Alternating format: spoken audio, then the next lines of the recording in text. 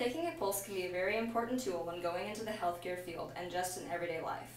There are 12 places in the human body where an accurate pulse can be taken, but not all of them are used all the time. The most common places that healthcare providers use to take pulses on their patients are at the carotid artery, radial artery, and at the apex of the heart. The carotid artery has the strongest pulse in the entire body. Because this is the strongest pulse in the entire body, the carotid artery is the most commonly used in emergency situations. This artery is located on either side of the neck. To find this artery, the person taking the pulse should use their pointer finger and middle finger and run it downward at a diagonal angle toward the middle of the throat until a strong pulse is found. The person taking the pulse should press down slightly on the artery just to the point where they can feel a good pulse. The person taking the pulse does not want to press down too hard because this can interrupt the blood flow and therefore get an inaccurate pulse.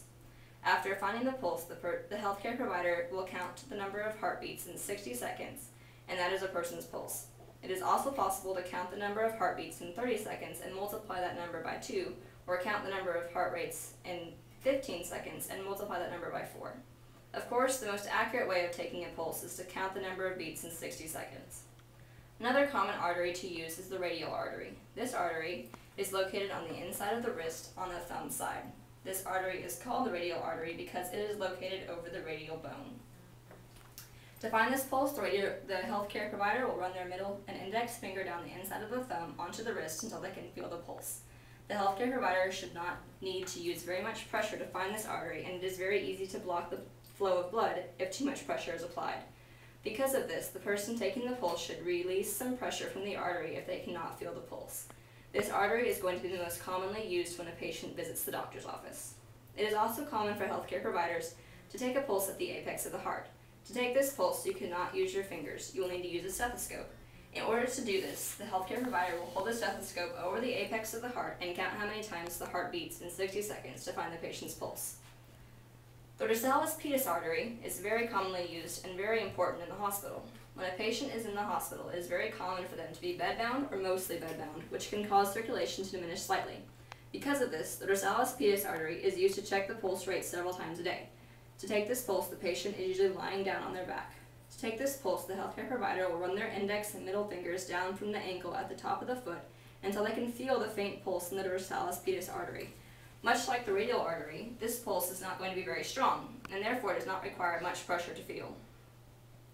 There are also a few more places that a pulse can be taken, even though they are seldomly used in everyday practice. Along with the radial artery, there are 2 more arteries that can be used to take a pulse on the human arm. One of these places is at the ulnar artery, which is located on the opposite side of the wrist from the radial artery. This artery is called the ulnar artery because it sits on top of the ulna bone in the forearm. Like when taking the radial pulse, it is important to use minimal pressure when taking this pulse because it is typically not very strong. The last place to take a pulse on the human arm is located at the brachial artery. This artery is located on the inside of the elbow under the biceps muscle. Like all the arteries of the arm, the person taking the pulse should be careful not to use too much pressure when taking this pulse. Like the arm, there are 3 places to take a pulse on the human leg. One of the places to take a pulse on the leg is at the popliteal artery. This artery is located on the back of the leg behind the knee. This pulse is not very strong, so minimal pressure is needed to feel this pulse. Another place to take a pulse on the human leg is at the posterior tibial artery. This artery is located behind the medial malleus of the foot. In other words, this artery is located on the inside of the ankle, under the ankle bone. The last place to take a pulse on the lower body extremities is at the femoral artery. This artery is located more in the groin area and can be very serious if the artery is damaged. Finding this artery can be somewhat difficult to find, and the patient is usually lying down on their back so the healthcare provider can find it easier.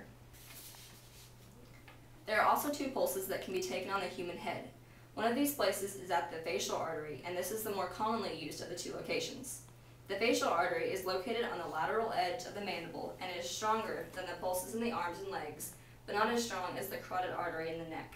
Because this artery is located directly over a bone, the person taking the pulse needs to be sure not to use too much pressure when looking for the artery because the blood flow can be easily interrupted.